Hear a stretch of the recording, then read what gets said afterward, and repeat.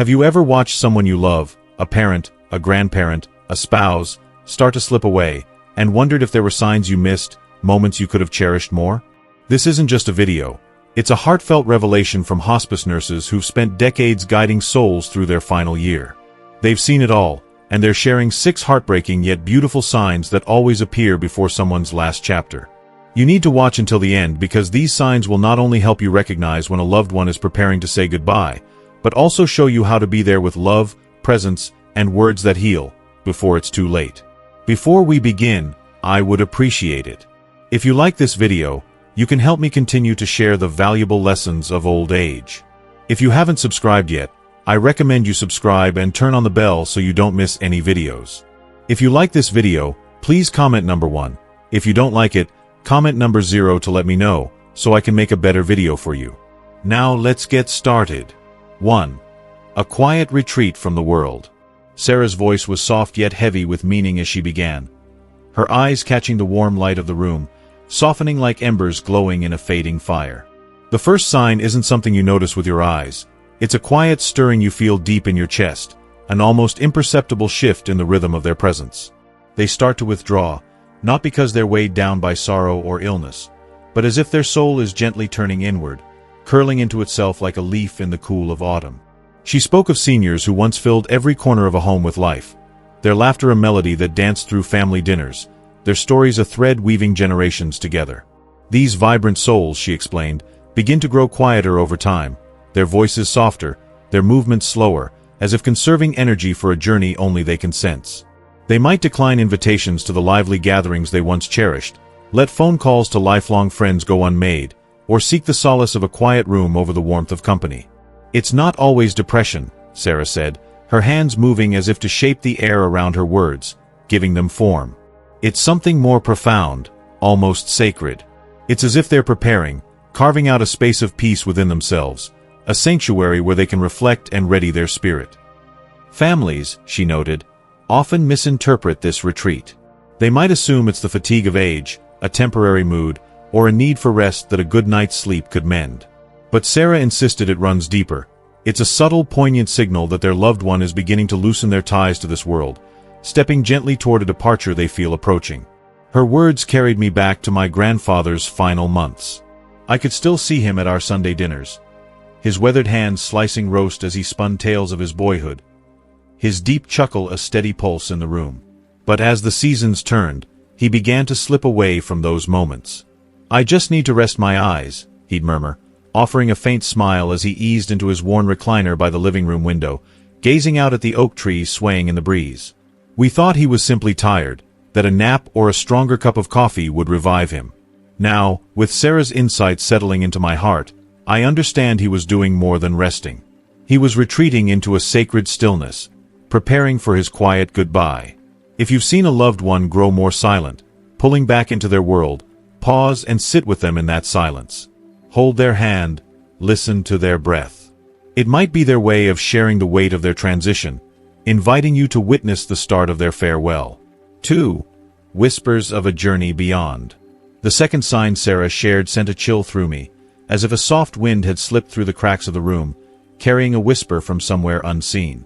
"They start talking about traveling," she said, her voice low and reverent, her gaze steady as if peering into a truth that transcended the moment. "But these aren't trips you'd plot on a map or book with a ticket." She described how patients, often in their final weeks, speak of preparing for a mysterious journey. They might mention packing a suitcase for a destination they can't quite name, waiting for a train at a station bathed in golden light, or catching sight of a familiar figure calling to them from a distance. Sarah recalled one woman, her hands frail but her eyes alight with certainty, who would sit by her hospice window, her gaze fixed on the horizon. "My sister's waiting for me by the river, just beyond the willows," she'd say, her voice steady as if the meeting were already arranged. Her sister, Sarah, added quietly, had passed away nearly 40 years earlier, yet the woman spoke of her as if she were standing just outside, ready to guide her onward. "This isn't unique to one person or one place," Sarah explained, her words imbued with the weight of countless stories she'd collected over the years at the bedside. "It's universal, across faiths, cultures, and beliefs. They sense a journey, a passage that their soul is preparing to take." These aren't the ramblings of a fading mind or the fog of medication, she emphasized, but a profound awareness, a soul's quiet recognition of the threshold it's approaching. The imagery might differ, a ship setting sail across a shimmering sea, a road winding through a misty valley, or a door ajar with light spilling through, but the essence remains. They feel the pull of what lies beyond, and they're readying themselves to answer it. As Sarah spoke, my thoughts drifted to my great-uncle, a stoic man whose gruff voice masked a heart as tender as spring soil. In his final summer, we sat together on his porch, the air thick with the hum of crickets and the scent of honeysuckle. Out of the blue, he turned to me, his eyes distant but clear, and said, "I need to catch the bus soon, kid. Don't worry, it's a good ride." I chuckled, thinking it was one of his dry jokes, but the weight in his voice stayed with me. A month later he was gone, leaving me to wonder if he'd been trying to share a glimpse of the journey he felt coming. Sarah's words made me wish I'd pressed him gently, asked what he saw, what he meant. If you've heard a loved one speak of a journey, a trip, a waiting figure, a destination they can't quite describe, type "yes" in the comments below. Share their words, their story, if you're moved to. Your memory might be the comfort someone else needs to make sense of their own loved one's farewell.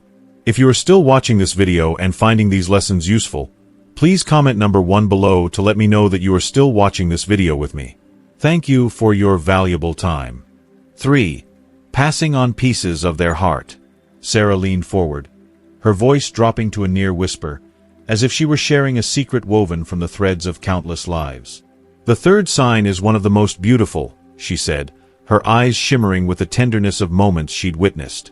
"They start giving things away, not to clear out clutter or tidy their space, but to share pieces of their heart, to pass on their legacy. These aren't casual handoffs," she explained, "but deliberate acts of love, each item carrying the weight of a life lived. A tarnished pocket watch that marked decades of joys and sorrows, a locket cradling a sepia-toned photograph, a faded journal with pages curling at the edges. Every gift is a story, a fragment of their soul they entrust to someone they hold dear." Sarah shared the story of a man named Henry, whose rough hands bore the marks of a life spent working the land and casting fishing lines into a quiet lake. In his final weeks, he called his young granddaughter to his bedside, his breath shallow but his smile unwavering. He pressed his old fishing rod into her small hands, its wood worn smooth by years of his grip. "You'll catch the big one someday, kiddo," he said, his voice a soft rumble of pride and hope. 2 weeks later he slipped away, but that rod became a bridge across time, a tangible piece of his love that his granddaughter would carry into her future.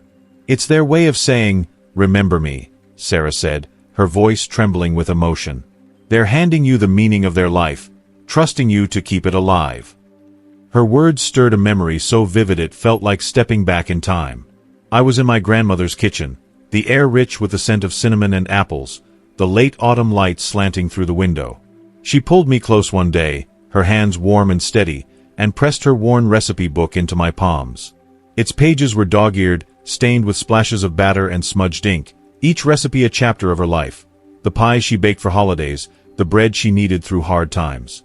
"Make my apple pie for your kids someday," she said, her eyes holding mine with a quiet urgency I didn't grasp then.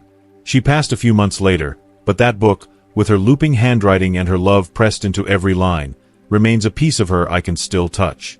When I bake her pie now, the kitchen fills with her presence, her laughter, her warmth, her unshakable love.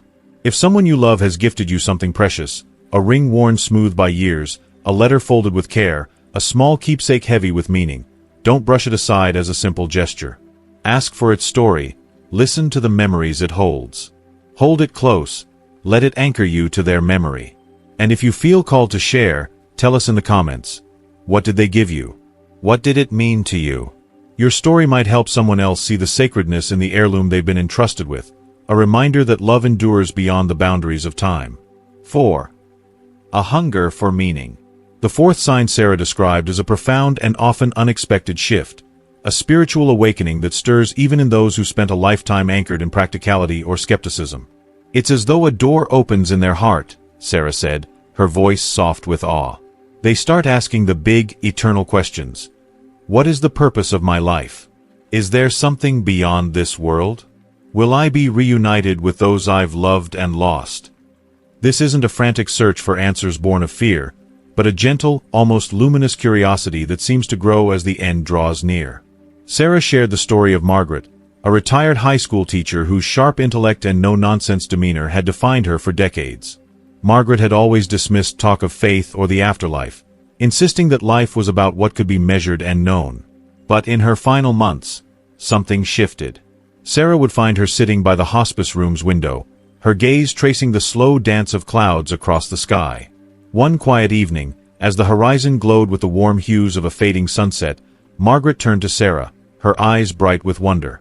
"I think there's more out there, Sarah," she whispered. "Something bigger than all of us, something waiting." It wasn't fear in her voice, but a kind of reverence, as if she were glimpsing a truth she'd never allowed herself to consider before. "It's like their soul is stretching toward something vast and eternal," Sarah explained.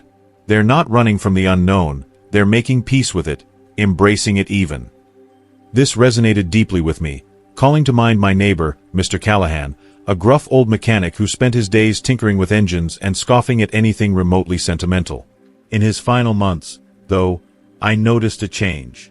He began sitting on his porch each evening, his weathered hands folded, his eyes fixed on the stars. One night, as a crescent moon hung low in the sky, he turned to me, his voice softer than I'd ever heard, and asked, "Do you think the stars know who we are? Do they see us, down here, trying to figure it all out?" It was a question that revealed a man searching for meaning, his heart opening to the mysteries he'd once dismissed. This hunger for meaning can manifest in subtle, tender ways.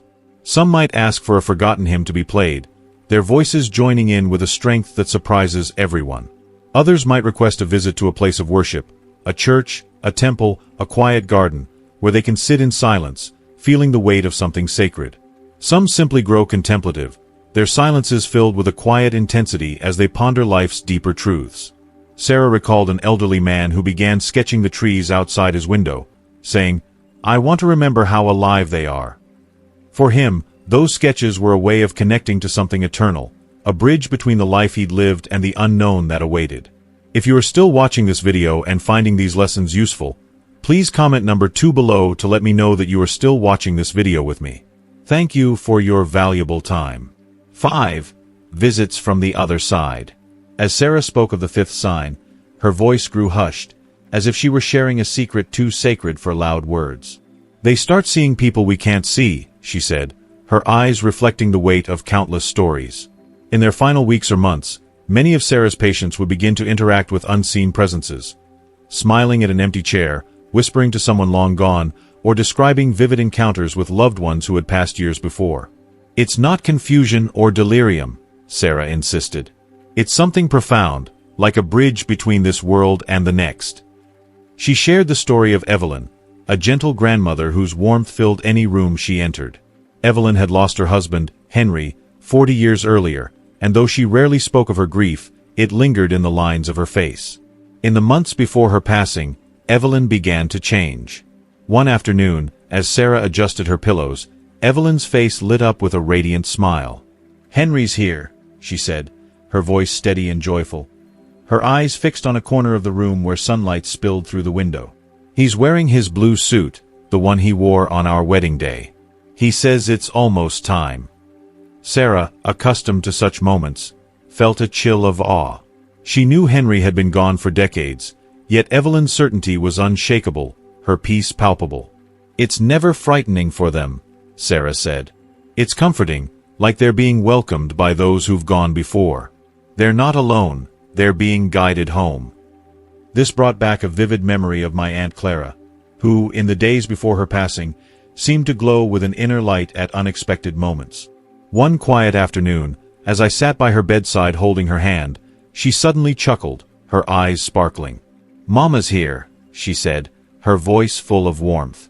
"She's braiding my hair, just like when I was a little girl." Her mother had passed 30 years earlier, but in that moment, Clara's joy was so real, so vivid, that I could almost feel the presence of her mother in the room. These visits take many forms.